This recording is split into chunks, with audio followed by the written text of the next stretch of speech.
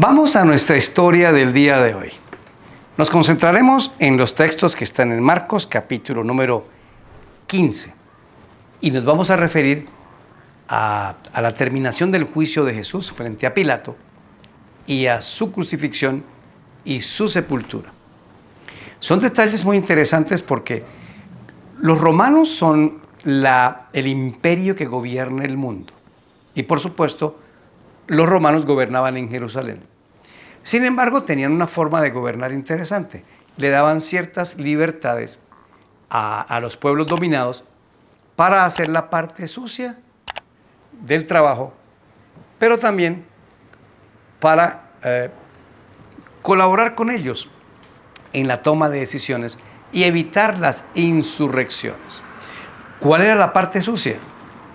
Los tributos, los impuestos. Así que contrataban a los mismos judíos que cobraran los impuestos y ellos exageraban el cobro del impuesto, robaban al mismo pueblo judío y entregaban una pequeña parte que habían negociado con los romanos. Esa era la labor de los publicanos, los cobradores de impuestos. Y también existía el concilio o el Sanedrín, quien tomaba decisiones, pero que finalmente tenía que actuar en conjunto con los romanos. Los judíos odiaban a los romanos, pero aquí el concilio se confabuló con las autoridades romanas para ir en contra de Jesús y lograr su muerte. Toda esta semana veremos una historia de grandes ironías. El que acepta a Jesús como Salvador en reconocimiento es Pilato, que es de la autoridad romana, no los judíos. El que va a enterrar a Cristo a la tumba es un miembro del Sanedrín, llamado José de Arimatea, no los discípulos que deberían estar ahí. Estas ironías nos van a servir para despertar en una de las escenas más importantes de la vida de Cristo, su muerte, su sepultura, para sensibilizar el corazón de los seres humanos. Prevenciones, tenemos una herramienta buenísima. Los que están inscritos en nuestros grupos de WhatsApp, y si no lo está, aproveche y copie el número y suscríbase, va a solicitar el informe forense de la muerte de Cristo. Un médico cristiano hizo todo un análisis de la muerte de Cristo que es muy interesante leer. Ahí les dejamos esa herramienta para esta semana. Va a aparecer en dos lados. Aquí abajo en el canal, donde usted pone los comentarios, ahí va a estar la herramienta. Y gracias por poner sus comentarios, por hacer sus preguntas. Lo que quiera comentar, comente, lo que aquí no nos ponemos bravos absolutamente con nada. Pero también va a estar en los grupos de WhatsApp, diga solicito el estudio forense de la muerte de Cristo y ahí va a llegar directamente a los grupos. Pídalo a los grupos. Bueno, comenzamos entonces. Nuestro tema se llama Juzgado y Crucificado. Lecciones de la Biblia con Daniel Herrera. Bienvenidos a Lecciones de la Biblia, un espacio para estudiar y entender la palabra de Dios. Oremos para comenzar. Señor, pedimos tu bendición y la de tu Santo Espíritu. ¿Cómo necesitamos entender este proceso de la muerte de Jesús? Valorarla y que toque nuestras fibras para aceptarte y ser fieles. En el nombre de Jesús, amén. Bueno, vamos a tratar tres temas, véalo aquí. Primero veremos la actitud de las autoridades judías. El tema 2, la actitud de la autoridad romana. Y el tema 3, la crucifixión. Nuestro texto clave está en Marcos 15:34. Y a la hora novena, o sea, a las 3 de la tarde, Jesús exclamó a gran voz, Eloí, Eloí, lama sabactani, que quiere decir, Dios mío, ¿por qué me has desamparado? No se pierda en los repasos diarios de esta semana la explicación de este texto. A mí me llama mucho la atención que Marcos dice que 2 veces Jesús gritó. Cuando dice que exclamó a gran voz en este texto y en el momento de su muerte que está en el versículo 37 cuando dice, mas Jesús dando una gran voz expiró. Gritó. Fue un grito. Este es un grito de desespero. ¿Por qué, Padre, me has abandonado? Todo el mundo lo escuchó. Y el segundo grito fue al momento de su muerte. Consumado es. Marcos no lo dice, pero lo dicen los otros evangelios. Óyeme, Cristo grita todavía a gran voz para que le aceptemos, para que Él sea nuestro Salvador, para que Él sea nuestro amigo, y hacemos bien en aceptarle en nuestra vida. Vamos al punto 1. Analicemos la actitud de las autoridades judías. Bueno, Marcos 14:53. Trajeron pues a Jesús al sumo sacerdote y se reunieron todos los principales sacerdotes y los ancianos y los escribas. Averiguando un poco, esta autoridad se llamaba el concilio o el Sanedrín. Era un cuerpo de 71 miembros en donde estaban representados todas las sectas que había en el judaísmo. ¿Quiénes estaban ahí? Estaban los sacerdotes, estaban los ancianos, estaban los escribas, estaban los fariseos y estaban los saduceos. No he escuchado mención ni de celotes ni de herodianos en ninguno de los evangelios, pero estos se reunían y el gran poder de este Sanedrín lo tenía el sumo sacerdote. Esta es una advertencia muy dura. Caifás estaba lleno de odio contra Jesús y Caifás tenía el poder espiritual como en una junta, ¿ve? Era el que dominaba en esa junta, en ese concilio. Hemos de tener sumo cuidado con nuestras emociones y nuestras actitudes, porque muchos usamos el poder para dañar a otras personas. Todo esto está anotado en el libro. No se preocupen. Todas las injusticias cometidas contra los hijos de Dios, ponerle privilegios al que no tiene, quitarle privilegios al que los debe tener, no se pelee con eso. Deje que Dios arregle ese punto. Oramos por todos aquellos que tengan ese tipo de poder, porque debemos dejarnos guiar por el Espíritu Santo. A veces somos guiados por nuestras emociones, por nuestros gustos, por nuestros odios y por nuestros deseos de venganza. Y eso le pasó al concilio. José de Arimatea y Nicodemo no fueron citados, porque eran los que siempre se oponían, siempre se oponían. Este juicio, como lo hemos visto, como lo vamos a ver, es un juicio que se salió de todas las legalidades. Así que ese Sanedrín tomaba decisiones, pero la única decisión que no podía tomar era mandar matar a un judío. Este era el poder religioso, y el poder religioso tenía que ir a buscar al poder político. Y finalmente se unieron el concilio y Pilato para mandar matar a Jesús. Bueno, eso se parece mucho a lo que hay en Apocalipsis capítulo número 13. Un poder religioso que domina el mundo se une con los poderes políticos que dominan el mundo. Ahora no van a mandar a matar a Dios, a Jesús, sino a los hijos de Dios aquí en la tierra, porque la historia se repite. De las autoridades judías también quiero decir que fue un juicio totalmente ilegal. Marcos 14, 54 al 56. Pedro le siguió de lejos hasta dentro del patio del sumo sacerdote y estaba sentado con los alguaciles calentándose al fuego. Los principales sacerdotes y todo el concilio buscaban testimonio contra Jesús para entregarle a la muerte, pero no lo hallaron, porque muchos decían falso testimonio contra él, mas sus testimonios no concordaban. Mire, aquí hay tres cosas que dicen que ese juicio fue ilegal y que debió no haberse aceptado el veredicto. Número 1, el juicio no se hacía en la casa del sumo sacerdote. Se citaba en otro lugar, pero fue citado en la casa de Caifás. Eso no se hacía ahí, como un contubernio. Segundo, la hora del juicio. Estaba prohibido que el Sanedrín se reuniera en horas de la noche. Había que hacerlo al día con muchos testigos para garantizar y verificar que los juicios eran justos. El juicio fue nocturno. Tercero, no hubo testigos. ¿Y por qué sabemos que no hubo testigos? Porque los testigos que trajeron eran falsos.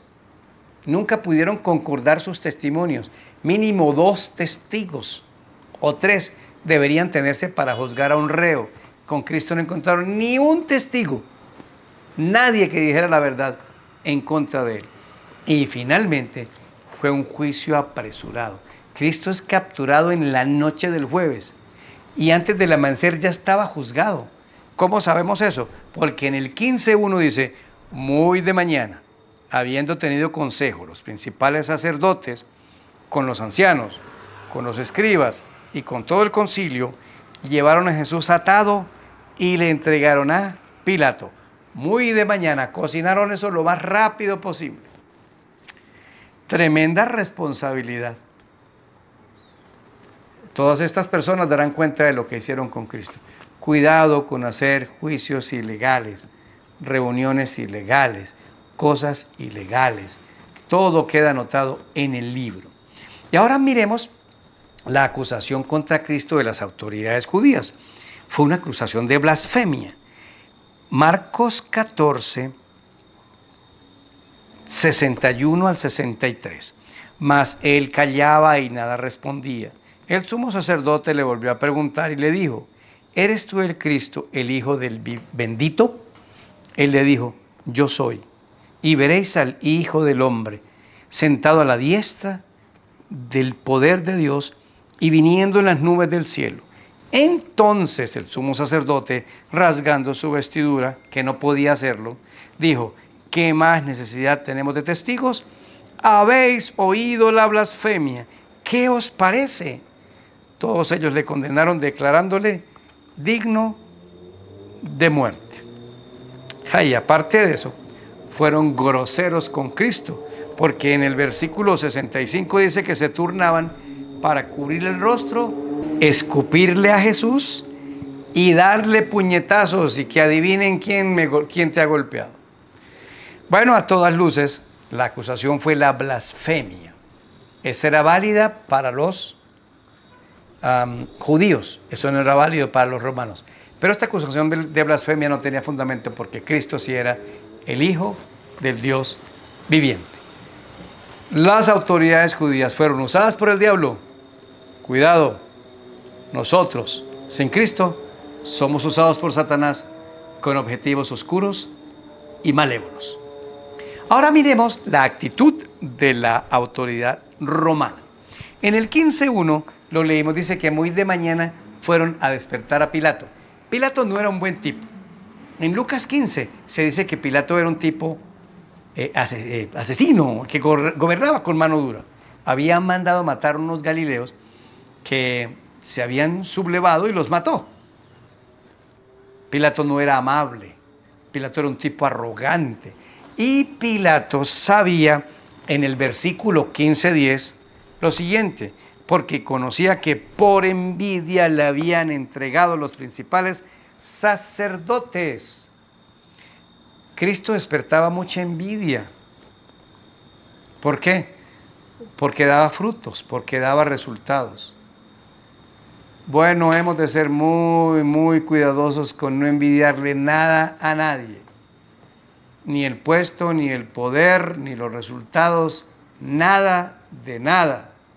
La envidia nos consume y nos lleva a cometer errores tontos. Y aquí tenemos a los judíos usando a los romanos.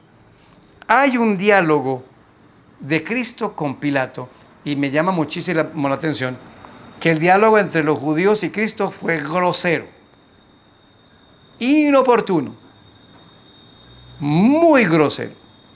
El diálogo de Pilato con Cristo es respetuoso.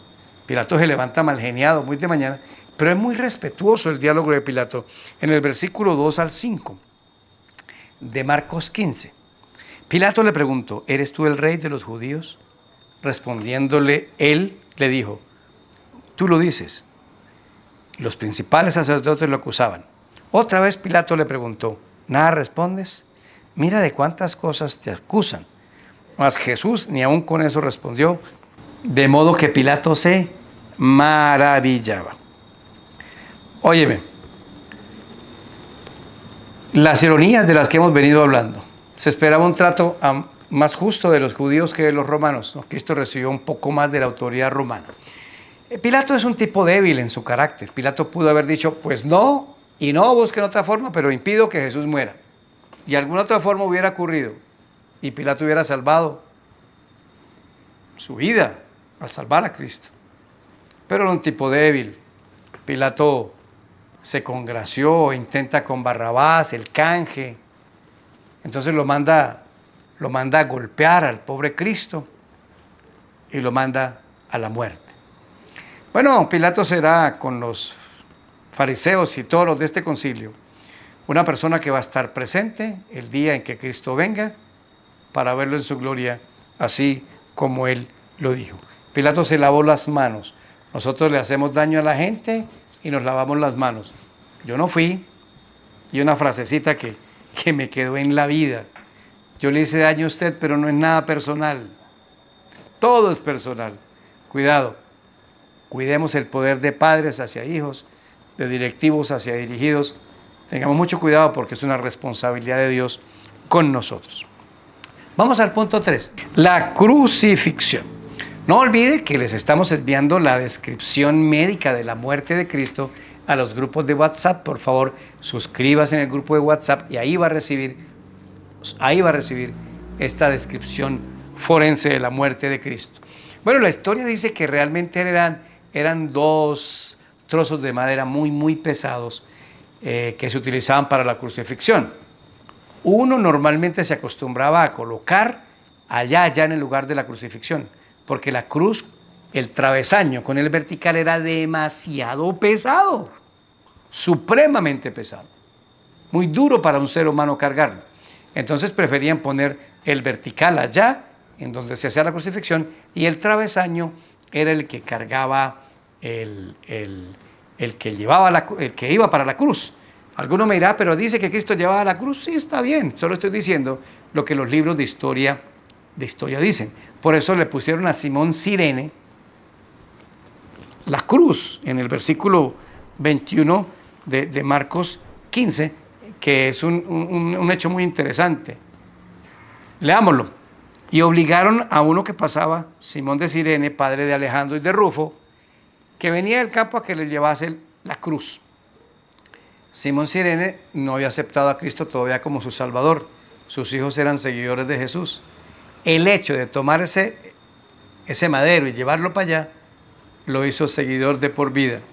Por eso Cristo, el que toma su cruz y me sigue, será mi discípulo. Por eso nosotros debemos llevar la cruz de Cristo, nuestras responsabilidades. Ahora, el anestésico me llamó mucho la atención en el 15:23. Y le dieron a beber vino mezclado con mirra, mas él no lo tomó. Vino fermentado con mirra daba un anestésico. Cristo lo rechazó. Pudo haberlo tomado, pero no, él quería enfrentar con toda su mente clara. Un vino fermentado, así sea así de poquito, comienza a obstruir las neuronas con las cuales Cristo quiere comunicarse con uno. Eso es así, una verdad. Cristo lo rechazó. Podía haber dicho, un vinito para el dolor que voy a tener. No, lo rechazó rotundamente. Quería enfrentarlo con la fuerza del cielo. Otro punto de la crucificación son los horarios. Interesante. Según el versículo 25, Cristo es crucificado a las 9 de la mañana. Según el versículo 33, a las 12 del mediodía se cubrió la tierra de tinieblas hasta las 3 de la tarde. Y según el versículo 34, a las 3 de la tarde Cristo murió exactamente a la hora que era sacrificado el Cordero de la Pascua. Cuando el sumo sacerdote Caifás fue a matar el Cordero, mientras Cristo moría en la cruz, él estaba religiosamente cumpliendo su función, el velo del templo se rompió, el Cordero se escapó y con eso se acabaron los sacrificios, se acabó la Pascua. No celebre la Pascua. ni por juego. Eso es volver el calendario de sacrificios atrás. Cristo es nuestra Pascua, dice el apóstol Pablo.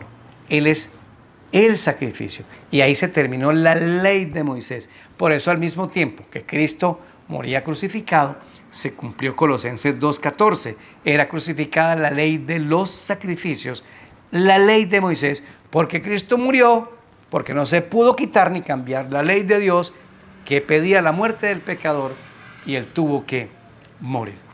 Un último detalle es el por qué me has abandonado, de nuestro texto clave que estuvo en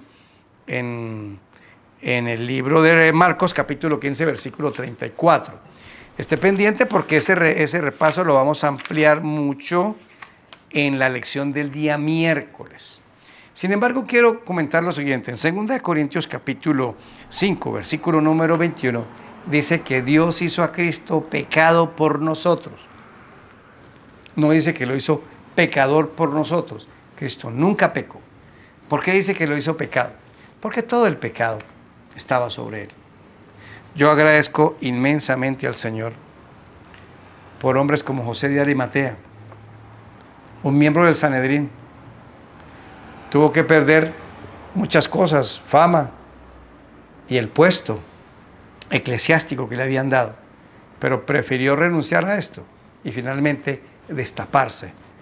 Soy seguidor de Jesús. Soy seguidor de Jesús. Hoy estamos invitados a seguir al Maestro y a cumplir con todo. Cristo muere un viernes, no un sábado, para morir conforme al sacrificio, pero para descansar el sábado en la tumba. Eso es una señal muy interesante sobre el cambio del día de reposo, que no hay ni una línea en la Biblia que lo autorice. Qué bueno que Jesús murió por nosotros y qué bueno que podemos amarle. ¿Cuál será tu respuesta a todo este grande amor?